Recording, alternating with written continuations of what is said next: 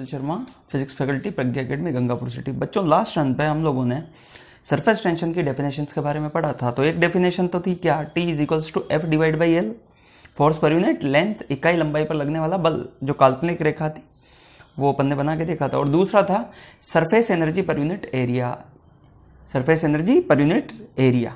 Clear? इकाई क्षेत्रफल पर उपस्थित पृष्ठ ऊर्जा, उसका मान किसके बराबर होता है? उसका मान होता है सरफेस टेंशन के बराबर। तो एक तो टी हमने पढ़ा था क्या, T is equals to F divide by L, और दूसरा जो हमने पढ़ा था वो क्या था, T is equals to delta U बटा डेल्टा A, जहाँ पे डेल्टा U क्या है, चेंज इन एनर्जी बोल दो, या पृष्ठीय ऊर्जा में परिवर्तन बोल दो, या पृष्ठीय ऊर्जा बोल दो, और डेल्टा A क्या है, डेल्टा A है क्षेत्रफल में परिवर्तन या क्षेत्रफल। तो इकाई क्षेत्रफल पर उपस्थित पृष्ठीय ऊर्जा, उसका मान भी किसके बराबर होता है, सरफेस टेंशन के बराबर, पृष्ठ तनाव के बराबर, और दूसरा क्या था, फोर्स पर यूनिट लेंथ। क्लियर? ये दोनों डेफिनेशंस के बाद अब अपन आगे की बात करते हैं, और आगे जो अपना टॉपिक है वो है क्या, दाब आधिक्य की। किसकी बात? दाब आधिक्य की। अब दाब आधिक्य को पढ़ने से पहले मैं आपको एक पिक्चर क्लियर कर देता हूं, क्या कि अगर मान लो आपसे बोला जाए कि द्रव की बूंद, ध्यान से सुनना, द्रव की बूंद, तो द्रव की बूंद को आप ऐसे समझना कि अच्छा, बूंदें कैसी होती है, गोलाकार। ये बात अपन पहले भी कर चुके कि अपने पृष्ठीय क्षेत्रफल को क्या करना चाहती है, न्यूनतम, इसलिए वो कैसा शेप लेती है, गोलाकार। ये बात अपन पहले भी कर चुके। अगर आपसे बोला जाए कि कोई द्रव की बूंद है, मान लो पानी की बूंद है, तो पानी की बूंद का मतलब होता है इसके अंदर क्या भरा हुआ है, पानी। क्या भरा हुआ है? पानी। मतलब ये जो पृष्ठ है, ये बाहर का जो पृष्ठ है, इस पृष्ठ के अंदर क्या भरा हुआ है, पानी। क्लियर बात? ये तो हुई किसकी बूंद, द्रव की बूंद। तो द्रव की बूंद का मतलब है इसके अंदर क्या भरा हुआ है, पानी, और बाहर कौन है, बाहर का कोई मीडियम, जैसे यहां पे कौन है, वायु, और अंदर कौन है, पानी। ये तो बात होती है बूंद की। किसकी बात होती है? बूंद की। आपसे बोला जाए क्या, बुलबुला, बुलबुला, बुलबुले में एक बात समझना, जैसे मान लो ये वायु का बुलबुला है, कि किसका बुलबुला है, वायु का। मान लो वायु बुलबुला है, तो इसके अंदर कौन भरी हुई है, वायु, और बाहर भी कौन है, अभी वायु। देखो एक बात ध्यान रखना, यहाँ पे कुछ और भी हो सकता है, लेकिन अभी दोनों तरफ कौन है, वायु। मान लो ये बुलबुला है, तो इसके बाहर भी वायु और अंदर भी वायु। क्लियर बात? आप इसको ऐसे समझते हैं, यहाँ का तो ये जगह तो चेंज हो सकती है, यहाँ पे वायु की जगह कुछ और हो सकता है, लेकिन इस जगह पर हमेशा अंदर कौन दबी होगी, वायु। ये कौन सा बुलबुला, वायु का बुलबुला। एक आपको बोला जा सकता है क्या, साबुन का बुलबुला, साबुन का बुलबुला। साबुन के बुलबुले में ऐसा समझना कि इसमें इस तरीके का होता, तो ये भी गोलाकार है, लेकिन यहां पे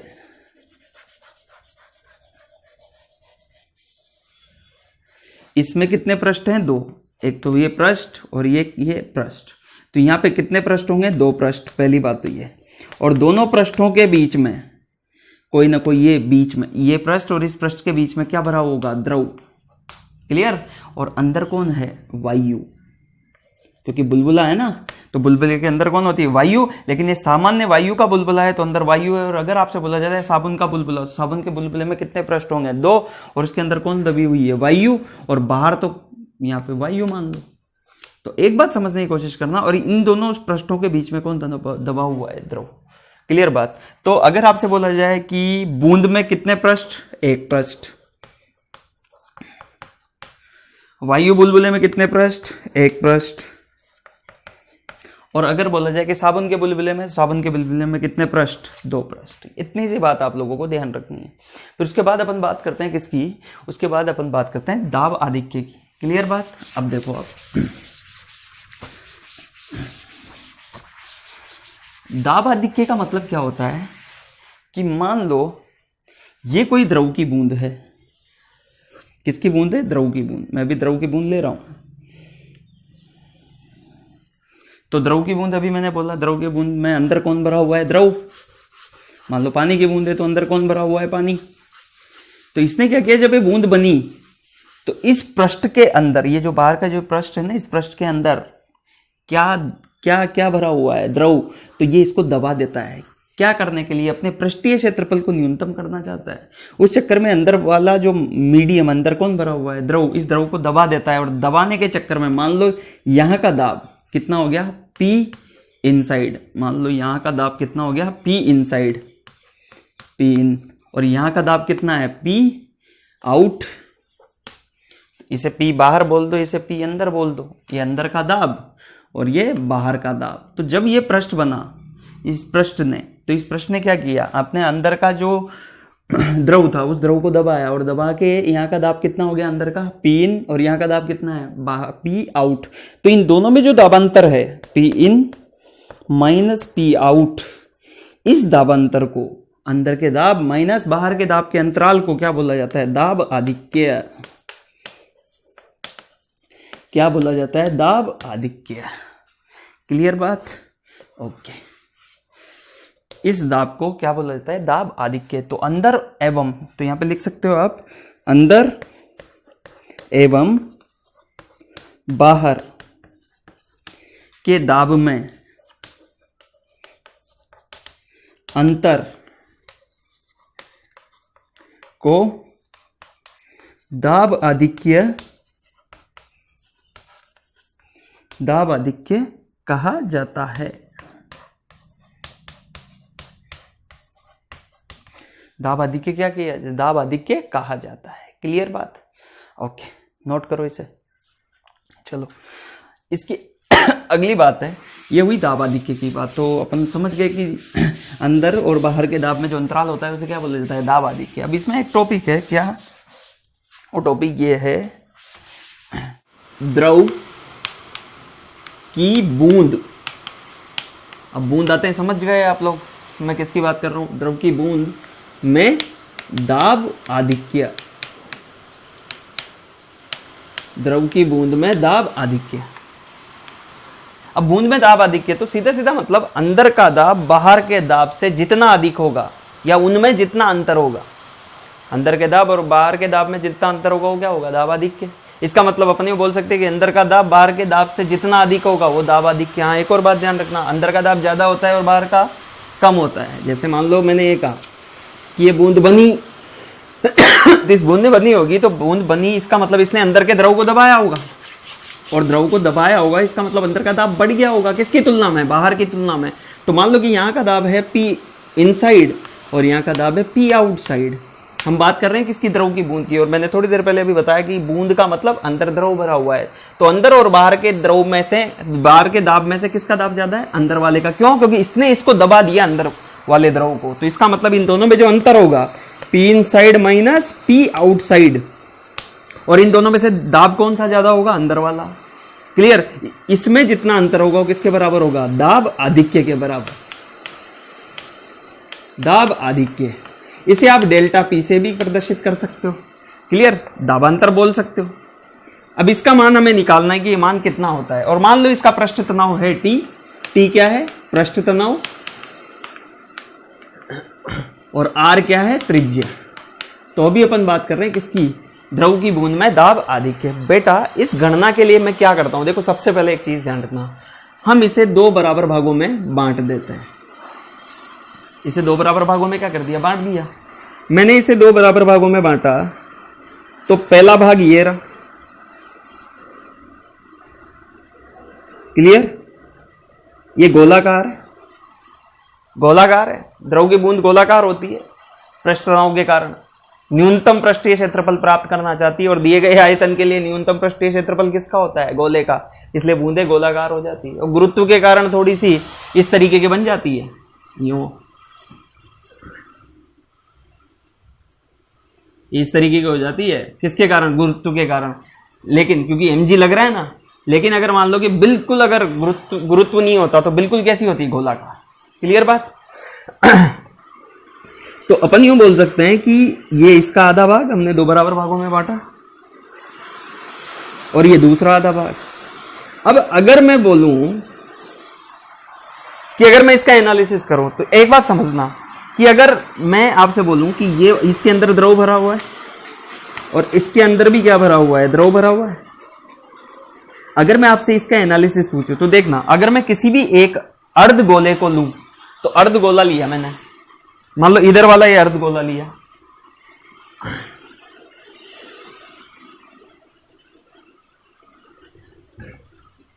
त्रिज्या कितनी r। अब देखो ये तो संतुलित अवस्था में है ना, और ये भी, क्योंकि बूंद तो बन चुकी है और संतुलित अवस्था में है, तो ये आधा गोला पूरा का पूरा संतुलित अवस्था में। अच्छा एक और बात देखो, इस पर अगर संतुलित अवस्था है तो कुल बल देखें।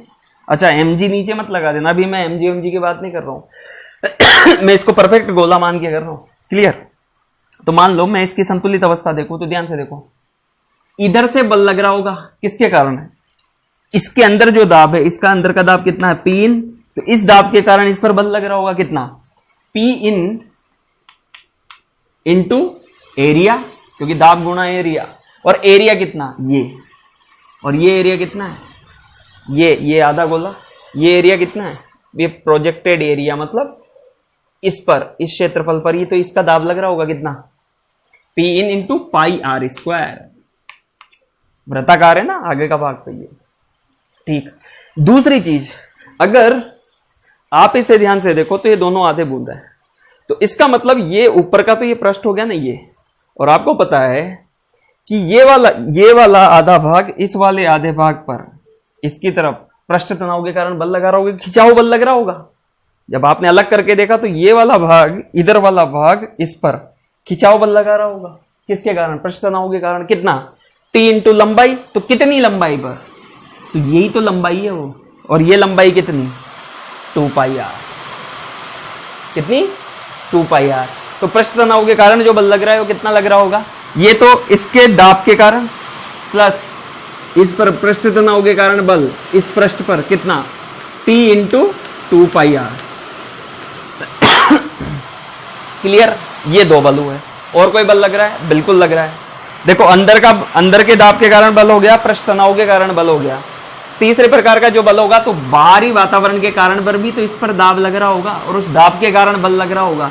तो इधर से P आउट, ये दाब, और इस दाब के कारण जो बल है वो बल कितने क्षेत्रफल पर लग रहा होगा। अब देखो इस दाब के कारण जो कितना बल लग रहा होगा तो वो निकालने के लिए आप ऐसे देखो कि इस दाब कितने प्रभावी क्षेत्रफल पर है, कितने प्रोजेक्टेड क्षेत्रफल पर है। तो प्रोजेक्टेड क्षेत्रफल यही तो होगा, तो इसका प्रोजेक्टेड क्षेत्रफल अगर लिखोगे तो कितना होगा, पाई आर स्क्वायर। तो इस दाब के कारण जो बल लिखोगे तो P out into pi are square. चूंकि ये अर्धगोला, चूंकि अर्धगोला साम्यावस्था में है, साम्यावस्था में है, इसलिए ये बल और ये बल तीनों का सदिश योग 0।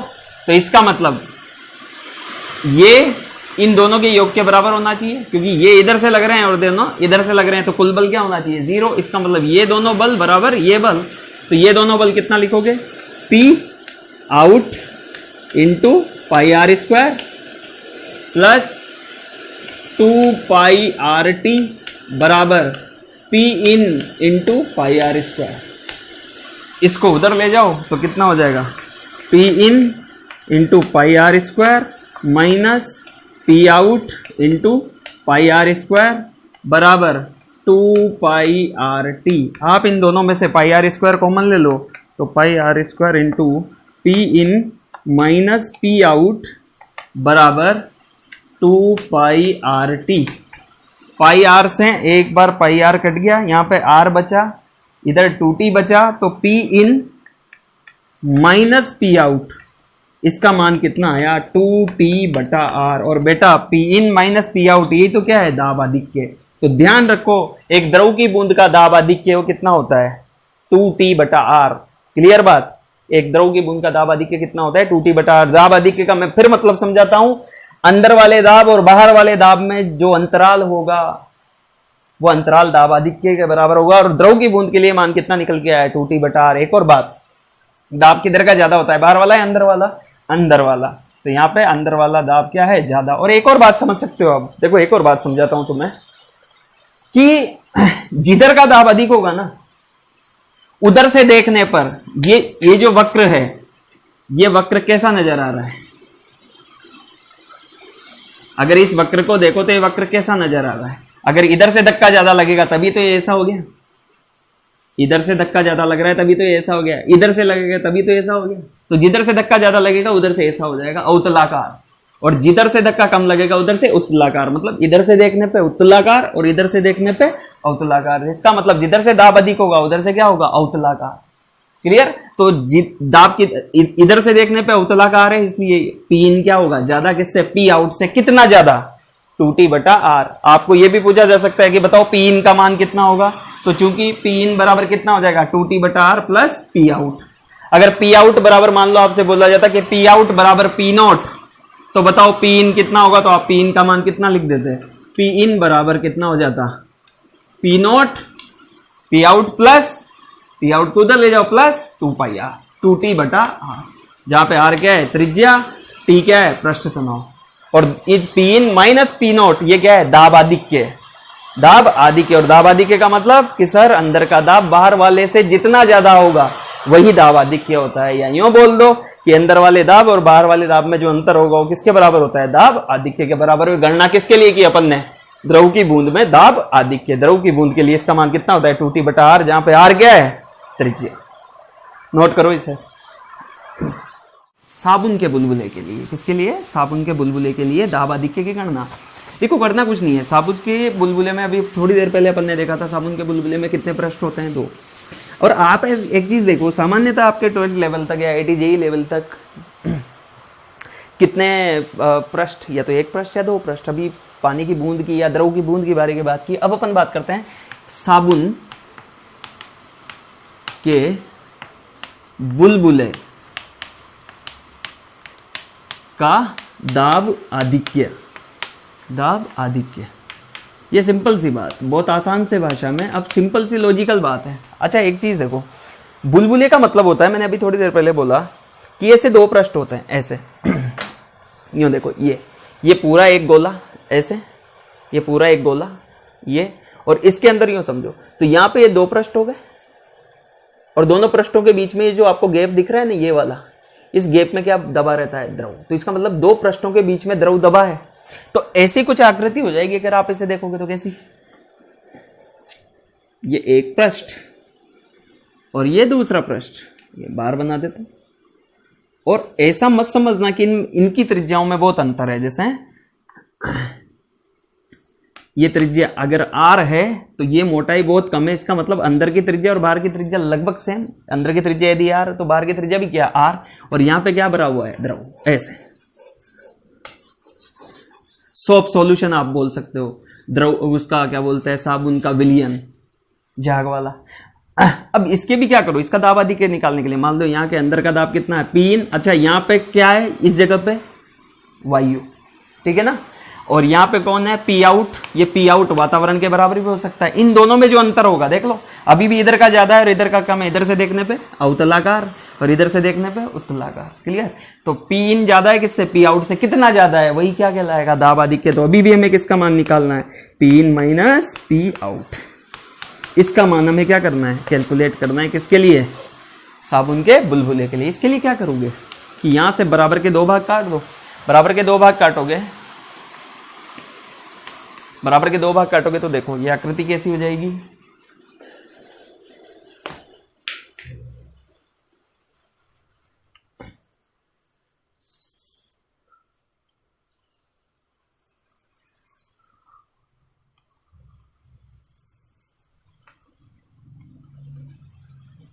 क्लियर? यहां पे तो द्रव भरा हुआ है ना इस जगह पर, ऐसे।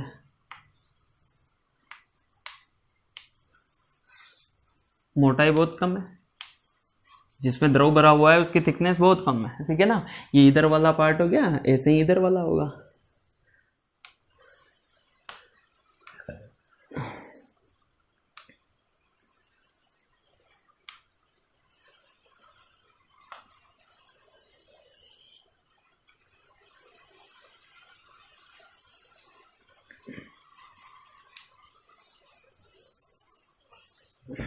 क्लियर बात? अब यहां पे ऐसा देखो कि अगर वही अंदर तो अंदर दाब कितना है, इधर कितना है पीन, इसमें भी कितना है पीन, वो सब है इधर से पीन। अब अगर मैं देखूं कि अगर मैं इसको चूज करूं तो इसकी जो संतुलित अवस्था अपन को देखनी है, जैसे पिछले वाले में देखी थी ना वैसे ही, तो इसको देखोगे तो क्या होगा बेटा, यहाँ पे से दो पृष्ठ है, अच्छा दोनों की त्रिज्याओं में अंतर बहुत कम नगण्य, तो दोनों की त्रिज्याएं क्या है लगभग सेम, तो इधर से कितना P naught into pi are square, क्योंकि एरिया तो लगभग एक का ही काउंट होगा ना। देखो अगर मैं बोलूं कि इन दोनों में अंतर बहुत कम है, तो अगर ये मोटाई आपको जो हवा वाला गैप दिख रहा है इन दोनों के बीच में ये वाला, तो ये अगर अंतर बहुत कम है तो केंद्र से इन दोनों की दूरी तो लगभग सेम ही होगी, तो जो क्षेत्रफल बनेगा वो क्षेत्रफल तो पाई आर स्क्वायर के बराबर ही बनेगा ना लगभग।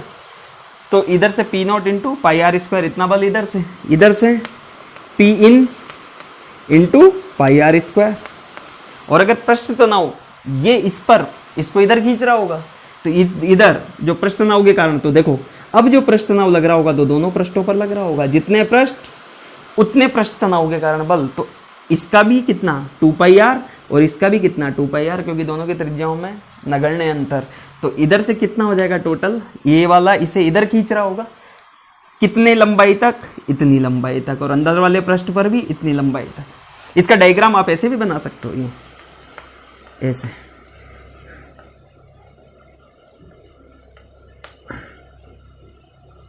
हर एक भाग पर ऐसे ही, इस अंदर वाले पर भी लग रहा होगा ऐसे ही, ऐसे बना देते हैं इसे दोनों पर, तो ये खिंचाव बल हर जगह पर, इस पूरे पर, यहाँ पर इधर इधर इधर इधर, तो ऐसे पूरा का पूरा गोला बन रहा होगा। तो T into 2 pi R plus P into 2 pi R, तो कुल मिला के कितना हो गया T इंटू 2 पाई आर, और ऐसे कितने पृष्ठ हैं 2। सर आपने यहाँ तो 2 नहीं लिखा बेटा, ये क्षेत्रफल है, और क्षेत्रफल तो लगभग दोनों का क्षेत्र सेम है ना, लेकिन जब पृष्ठों को अलग अलग दिखाएंगे कब, जब आपको पृष्ठ तनाव के कारण बल लगाना हो, दाब के कारण तो अंतर बहुत कम आएगा ना, क्यों, क्योंकि क्षेत्रफल तो लगभग सेम ही है, क्लियर। लेकिन चूंकि पृष्ठ अलग अलग है इसलिए पृष्ठ तनाव के कारण बल अलग अलग लिखेंगे। तो कितने पृष्ठ हैं 2, इसलिए अपन ने T इंटू 2 पाई आर, एक पृष्ठ होता तो, चूंकि 2 पृष्ठ है इसलिए 2। संतुलित अवस्था, चूंकि ये संतुलन में है इसलिए कुल बल कितना होना चाहिए 0, तो ये दोनों बल बराबर इसके होगा, तो क्या लिखोगे P in into pi are square बराबर 2 into 2 4 T pi R, 4 T pi R plus P out, ये P आउट लिख दो यहाँ पे, P out into pi are square. आप जब इसे सोल्व करोगे तो देखो P in minus P out into pi are square बराबर कितना 4 T pi R, pi are से ये पाई आर कट गया, एक आर नीचे चला जाएगा, तो P in minus P out, मैं यहां पे लिख दे रहा हूं P in minus P out, यही तो दाब आधिक्य है, और एक किसके बराबर आ गया 4T बटा आर। तो एक साबुन के बुलबुले में जहां पे 2 पृष्ठ हैं, तो 2 पृष्ठ के लिए 4T बटा आर और एक पृष्ठ के लिए 2T बटा आर। तो सिंपल सा है लॉजिक ये साबुन के बुलबुले का, और ऐसे ही आपको अगर कोई भी 2 पृष्ठ वाला दिख जाए तो उसके लिए जो लिखोगे कितना हो जाएगा 4T बाई आर। कभी कभार ये भी बोल देते हैं कि वायु के बुलबुले में, अब ध्यान से देखो, वायु का बुलबुला मतलब, वायु के बुलबुला मतलब एक पृष्ठ, अंदर भी वायु, अंदर क्या भरी हुई है वायु, वायु का द्रव का बुलबुला या द्रव की बूंद, तो द्रव की बूंद जब अपन बोलते हैं तो अंदर कौन भरा हुआ है द्रव, और वायु का बुलबुला मतलब अंदर भी, अंदर क्या है हवा, और बाहर, बाहर जो भी हो, अब बाहर सामान्यतः क्या होती है, बाहर भी हवा ही होती है, इसलिए अपन दोनों तरफ क्या है हवा या वायु। तो जब आपसे बोला जाए कि वायु का बुलबुला, तो अंदर भी वायु और बाहर भी वायु, या अंदर भी हवा या बाहर भी हवा, तो उसमें कितने पृष्ठ होते हैं एक, तो हवा के बुलबुले में भी कितने पृष्ठ, एक पृष्ठ, और साबुन के बुलबुले में 2 पृष्ठ, द्रव की बूंद में 1 पृष्ठ। तो जहां पे भी एक पृष्ठ वहां पे आंसर कितना 2T बटा आर, और जहां पे 2 पृष्ठ वहां पे आंसर कितना, जहां पे 1 पृष्ठ वहां पे 2T बटा आर, जहां पे 2 पृष्ठ वहां पे 4T बटा आर। ये पूरा आपका दाब आधिक्य का मान, नोट करो इसे। तो ये हुई दाब आधिक्य की बात। तो साबुन के बुलबुले हेतु दाब आधिक्य का मान कितना 4T बटा आर, और द्रव की बूंद का दाब आधिक्य कितना 2T/r। तो सिंपल सी बात आपको बताऊं कि आपको ध्यान कैसे रखना है, एक पृष्ठ मतलब 2T/r, दो पृष्ठ मतलब 4T/r। ये सिंपल सा लॉजिक है और इस लॉजिक के हिसाब से आप कई कैलकुलेशन कर सकते हो। ये दोनों रिजल्ट कई बार एग्जाम में डायरेक्टली पूछ लिए जाते हैं। अब मान लो आपसे पूछा गया, मान लो आपसे एक सवाल पूछा गया क्या कि दो बूंदें, द्रव की दो बूंदें, क्लियर, बूंद नंबर 1 और बूंद नंबर 2, बूंद नंबर 1 और बूंद नंबर 2, इसकी त्रिज्या है r1 और इसकी त्रिज्या है r2, इसकी त्रिज्या r1 और इसकी त्रिज्या r2। तो ये बूंद नंबर 1 और ये बूंद नंबर 2। सवाल यह है यदि बूंद 1 तथा बूंद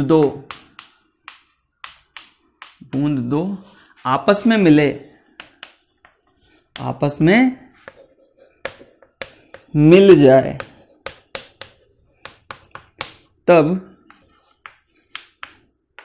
मिलान वाले भाग की वक्रता त्रिज्या क्या होगी? वक्रता त्रिज्या क्या होगी? इस बात को समझने के लिए देखो आप क्या करोगे, आप इन दोनों को मिलाओ, पूरी नहीं मिली है, इसके ये दोनों भाग आपस में मिले, तो यहां की त्रिज्या कितनी है अभी r1 और यहां की त्रिज्या कितनी है r2। मान लो यहां की त्रिज्या कितनी है r2 है, त्रिज्या तो सब जगह की सेम होती है ना, तो यहाँ के r1 और यहाँ के r2, मान लो इन दोनों को मैंने मिलाया। जब आप मिलाओगे तो देखो क्या होगा,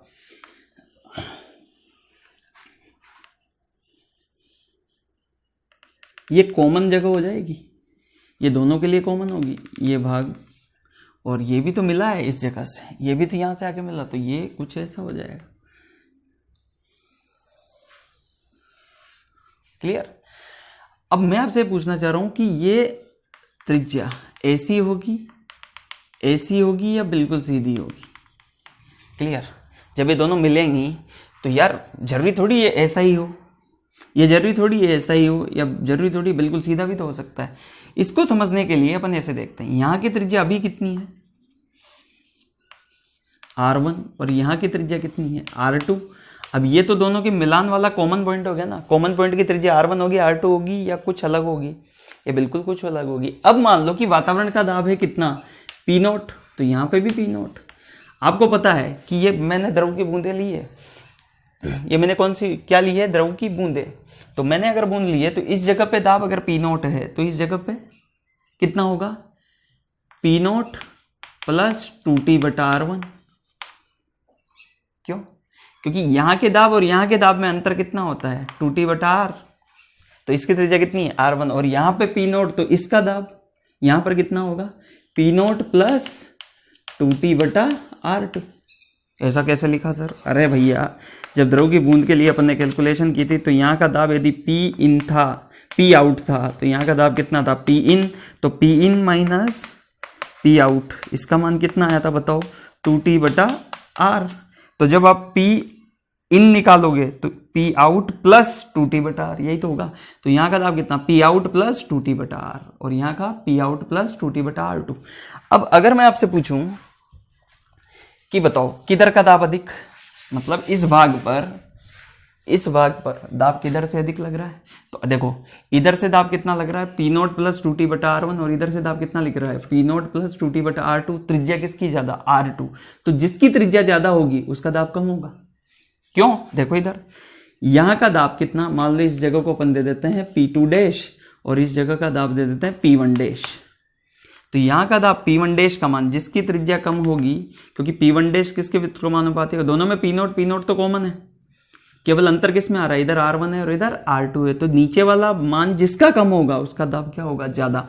तो r2 ज्यादा है तो P2 डैश का मान क्या होगा कम, तो मतलब इधर का दाब P2 डैश और इधर का दाब P1 डैश, दोनों में से ज्यादा कौन है P1 डैश। तो P1 डैश ज्यादा होगा मतलब इधर से धक्का ज्यादा लगेगा, इधर से धक्का ज्यादा लगेगा। तो ओवरऑल जब अंत में इस आकृति को जब आप देखोगे तो देखो इधर से धक्का ज्यादा लग रहा है, तो वास्तविकता में क्या होना चाहिए, ये जो इसकी वक्रता कुछ ऐसी हो जानी चाहिए। क्लियर बात? ओके, अब देखो इधर, अब इधर से दाब कितना P1 डैश, इधर से दाब कितना P2 डैश, दोनों का अंतर वो भी तो 2T बटा R के। तो देखो मैं यहां के लिए लिख रहा हूं समीकरण, क्या लिखूंगा, P1 dash minus P2 dash, इधर से दाब P1 डैश और इधर से दाब P2 डैश, इनमें भी तो दाबांतर है, वो दाबांतर भी किसके बराबर हो जाएगा 2T बटा R, और R क्या है, इसकी वक्रता त्रिज्या, R इसकी वक्रता त्रिज्या कितनी मान ली R, तो P1 dash minus P2 dash, P1 dash को क्या लिखोगे P नोट प्लस 2T बटा R1, P note plus 2T बटा R1 minus P note plus 2T बटा R2 बराबर 2T बटा R। इन दोनों के दाबांतर इधर से और इधर वाले दाब को भी अपन ने दाबांतर को भी किसके बराबर रख दिया 2T बटा R, कॉमन P नोट से P नोट कट गया, इधर से क्या है 2T बटा R1 माइनस 2T बटा R2 is equals to 2T बटा R। जब आप इसे सोल्व करोगे देखो 2T कॉमन आगे कट जाएगा, तो इधर से कितना बचा 1/R1 माइनस 1/R2 बराबर 1/R, और यही आपका क्या हो जाएगा आंसर।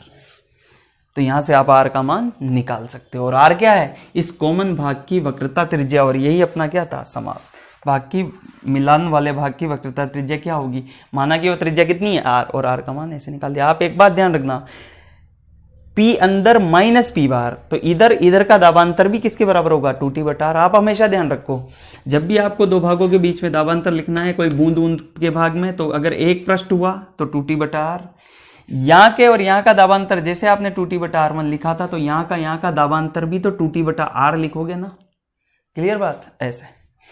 तो 1/R1 माइनस 1/R2 आप इसे ऐसे भी लिख सकते हो, इसको जब सोल्व करोगे तो ये मान ऐसे भी आ जाएगा, तो ऐसे लिख दो इसे, R बराबर R1 R2 upon R2 minus R1, इसे सोल्व करके आप ए भी लिख सकते हो। ये बहुत महत्वपूर्ण सवाल।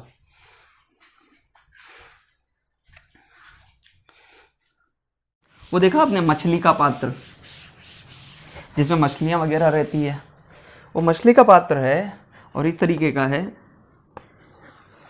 यूं समझो आप, यहां पे किस तरीके का एक बॉक्स है, जो ऊपर जो ये भाग है ऊपर, ये वायु के संपर्क में है ये, तो यहां से जो दाब लग रहा होगा क्या लग रहा होगा P वातावरण, या यहां पे P नोट लिख दूं, क्लियर। इसकी गहराई है H, इसकी गहराई कितनी है H। अब सवाल यह है कि यहां पर एक बुलबुला उत्पन्न हुआ, क्या उत्पन्न हुआ, बुलबुला। अच्छा, एक और बात, जिसकी त्रिज्या कितनी है छोटा r। अब एक बात बताता हूं, जब ये बुलबुला उत्पन्न होता है नीचे, तो आपको पता होगा, आपने बहुत सी बार देखा होगा, बुलबुला ऊपर उठ के कहां जाता है, ऊपर उठ के कहां जाता है, ऊपर। क्यों, देखो हमने देखा था कि ये ऊपर क्यों जाता है, क्योंकि हवा का घनत्व द्रव के घनत्व की तुलना में बहुत कम होगा, इसलिए मतलब ये वायु, अगर ये पानी है तो उसके घनत्व से बहुत कम होगा, इसका मतलब ये हल्की है, और हल्की चीज कहाँ उठती है, ऊपर, क्योंकि इसका घनत्व कम है, तो इसका मतलब बायोन्सी फोर्स ज्यादा होगा किससे, mg से। हम अभी यहाँ पे विस्कस फोर्स की बात नहीं कर रहे हैं, श्यानता के कारण बल की बात नहीं कर रहे हैं। तो ये ऊपर किसकी वजह से जाएगा, ऊपर जाएगा किसकी वजह से, उत्प्लावन बल की वजह से, क्योंकि उत्प्लावन बल का मान mg से ज्यादा है, तो ये ऊपर उठेगा। अब एक बात ध्यान रखो कि ऊपर उठते उठते ये चौड़ा भी होता जाता है। क्यों, देखो आपने देखा होगा कि अपन ने जब पहले पढ़ा था कि अगर H गहराई में अपन जाते हैं तो दाब ज्यादा होता है, तो बेटा इसके चारों तरफ से दाब ज्यादा लग रहा होगा, दाब ज्यादा लग रहा होगा, तो ये संकुचित होगा बिल्कुल। तो इसकी त्रिज्या अगर छोटी आ रही है, तो जैसे जैसे ऊपर जाता जाएगा तो इसको दाब कम होता जाएगा, द्रव में दाब का मान कम होता जाएगा, तो चारों तरफ से दाब का मान कम होगा, इसका मतलब ये चौड़ा होता चला जाएगा। तो यहां पे जब आएगा तो मान लो इसकी त्रिज्या हो गई बड़ी R। तो यहां पर ओवरऑल अपन ये बोल सकते हैं कि इस के लिए जब आप देखोगे तो आपसे बोला जाए कि इस बड़े R का मान छोटे R के पदों में क्या होगा, तो बच्चों कुछ नहीं करना, सिंपल सी लॉजिकल चीज है कि आपको सवाल में दिया हुआ है कि ताप T, ताप थीटा ले लेते हैं, यहां पे ताप थीटा का मान नियत है, मतलब ताप परिवर्तित नहीं हो रहा। क्या परिवर्तित नहीं हो रहा, ताप परिवर्तित नहीं हो रहा। जब यहां से यहां गया तो ताप में कोई परिवर्तन नहीं हुआ। तो अपने यहाँ पे देखा कि ये आर त्रिज्या का बना था, ऊपर जाते जाते ये चौड़ा भी होता गया। क्यों? दाब का मान कम होता गया। बाहर की तरफ से जब दाब कम लगेगा तो इस पर सिकुड़न कम होगी ना, क्लियर? तो ये थोड़ा फूलता भी जाता है। तो आपसे बोला गया कि इस बड़े आर का मान क्या होगा। तो चूंकि ताप नियत है तो समतापीय प्रक्रम, समतापीय प्रक्रम है तो क्या लिखोगे? देखो P1 V1 बराबर P2 V2। तो यहां पर P1, यहां पर दाब कितना है? P1। तो P1 बराबर क्या लिखते हैं बताओ? H गहराई पर, किसी द्रव की H गहराई पर स्थितिक अवस्था में दाब का मान P1 बराबर P0 प्लस रो GH, याद है ना? और इस जगह पर जब गया तो दाब कितना हो गया? P0। तो ऊपर गया तो दाब कितना हो गया? P0। यहां पे दाब कितना था? P0 प्लस रो GH। तो P1 की जगह क्या लिखोगे? P0 प्लस रो GH। और V1 की जगह क्या लिखोगे? 4/3 पाई छोटा R cube into 4/3 pi R cube बराबर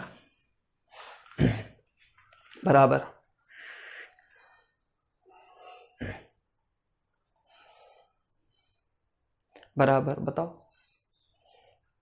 अब देखो यहां पे गलती कहां पे कर दी?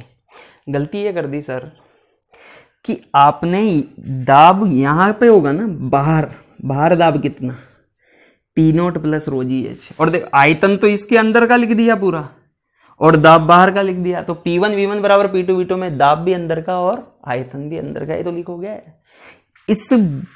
इस बुलबुले का आयतन लिखा और दाब बाहर का लिख दिया, तो दाब भी तो यहाँ का लिखना पड़ेगा। तो यहाँ का दाब कितना? P0 प्लस रो GH प्लस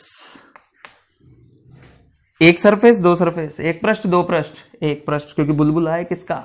वायु का बुलबुला। और भी थोड़ी देर पहले मैंने बोला वायु का बुलबुला मतलब एक पृष्ठ, द्रव की बूंद मतलब एक पृष्ठ, और साबुन का बुलबुला मतलब दो पृष्ठ। सामान्यतः आपके ये आता है प्लस 2T/R छोटा r into 4/3 pi R cube. ऊपर गया तो बताओ, बाहर का दाब तो P0 हो गया, यहां का दाब तो लगभग P0, और यहां का दाब P0 plus 2T/R।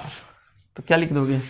P0 plus 2T/R into 4/3 pi R cube. Clear बात? तो यहां से जब आप इसे सोल्व करोगे तो यहां से इस आर का मान निकाल लोगे। इस तरीके से इसको सोल्व किया जाता है। केवल ये बात ध्यान रखना, यहां के और यहां के दाब, तो यहां का दाब लिखो आप और यहां पे भी यहां का दाब लिखो। तो यहां का, अगर यहां का P0 तो यहां का कितना? P0 plus 2T/R। और यहां पे अगर यहां पे कितना था? P0 प्लस रो GH। ये तो यहां का हो गया, और अंदर का लिखना था P0 प्लस रो GH प्लस 2T/R। क्लियर बात? चलो नोट करो, इस तरीके से समीकरण बनती है। भाई आप यहां पे ये वैल्यू रख के इस आर का मान निकाल लोगे, निकाल सकते हो ना। यहां से P0 तो कैंसिल हो जाएगा। कैंसिल क्या मतलब? इसको पूरा सोल्व करके आप इस तरीके से कैलकुलेट कर सकते हो। नोट करो इसे।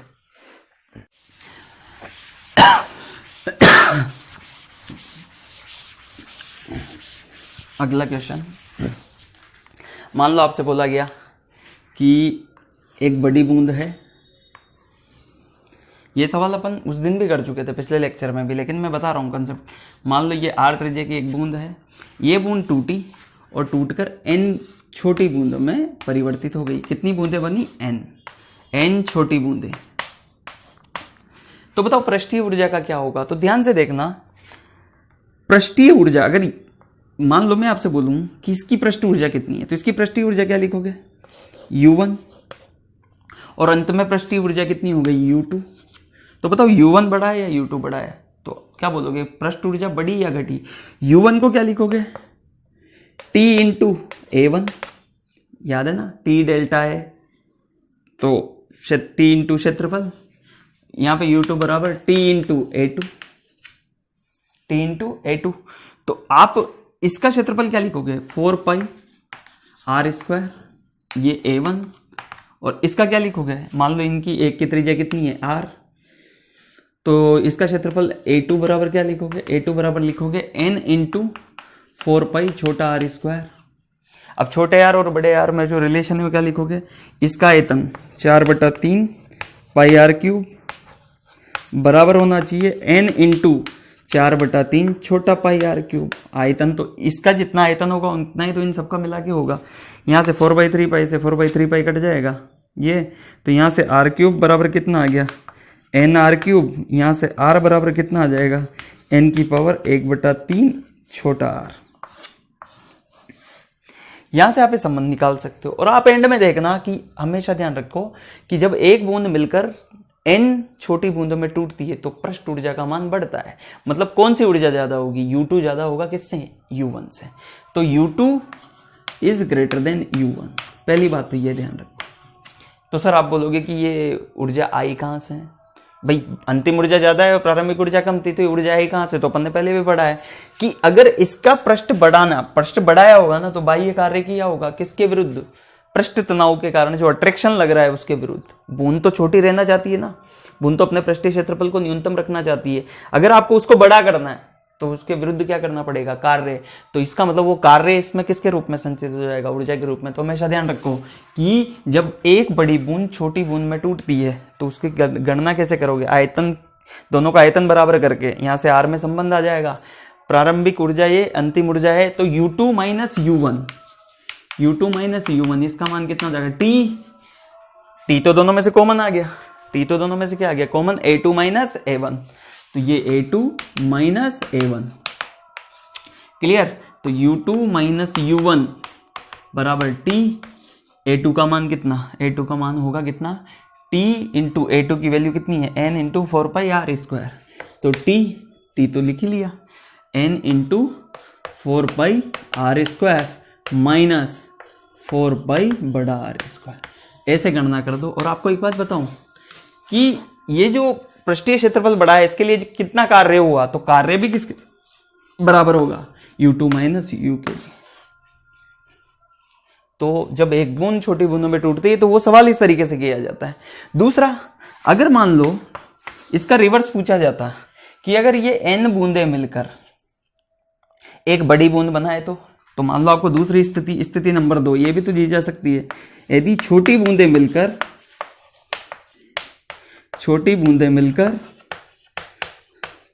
बड़ी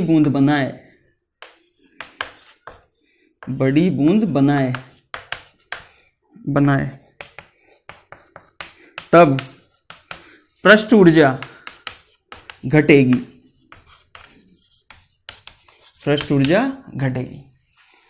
क्या होगी, घटेगी। मतलब पहले आपको ये दे रखी थी तो ये बूंदें मिलकर अगर ये बूंद बनाए तो आयतन तो ऐसे गणना करके तो निकालोगे, लेकिन अब ये U1 होगा और ये क्या होगा, U2। तो अब मुझे बताओ इधर वाली ऊर्जा ज्यादा है या इधर वाली, तो इधर वाली ज्यादा है क्योंकि इधर वाली तो ज्यादा है ही ना।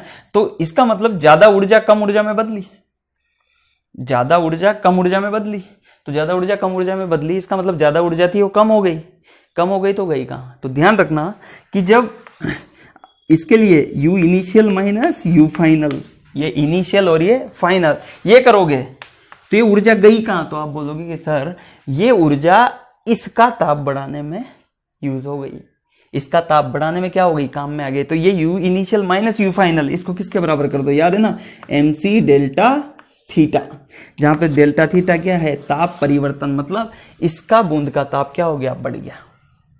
क्लियर बात। तो ये सवाल पूछा जा सकता है आपसे। तो ध्यान रखो बड़ी बूंद मिलकर अगर छोटी बूंद में परिवर्तित होती है तो क्या कार्य होगा, और वो कार्य किसके बराबर होगा, U2 माइनस U1 इतना। और जब छोटी बूंदें मिलकर बड़ी बूंद में परिवर्तित तो इसका मतलब पृष्ठ क्या होगी, पृष्ठ ऊर्जा का मान घट गया। तो पृष्ठ ऊर्जा का मान घट गया तो पृष्ठीय ऊर्जा का मान घट गया, तो ऊर्जा गई कहां, तो ये ऊर्जा गई कहां, तो ये जो अंतर आएगा ना, जो ऊर्जा की हानि हुई वो किस में हो गई, उसका ताप बढ़ाने में, इसकी ताप बढ़ाने के लिए। और ताप बढ़ाने के लिए अपन किसका सूत्र का यूज करते हैं, MC डेल्टा T। यहां मैंने डेल्टा क्योंकि T पृष्ठ तनाव के लिए लिख रहे हैं, इसलिए मैंने यहाँ पे ताप परिवर्तन को किससे प्रदर्शित कर दिया, डेल्टा थीटा से। तो इनको ध्यान रखना आप लोग।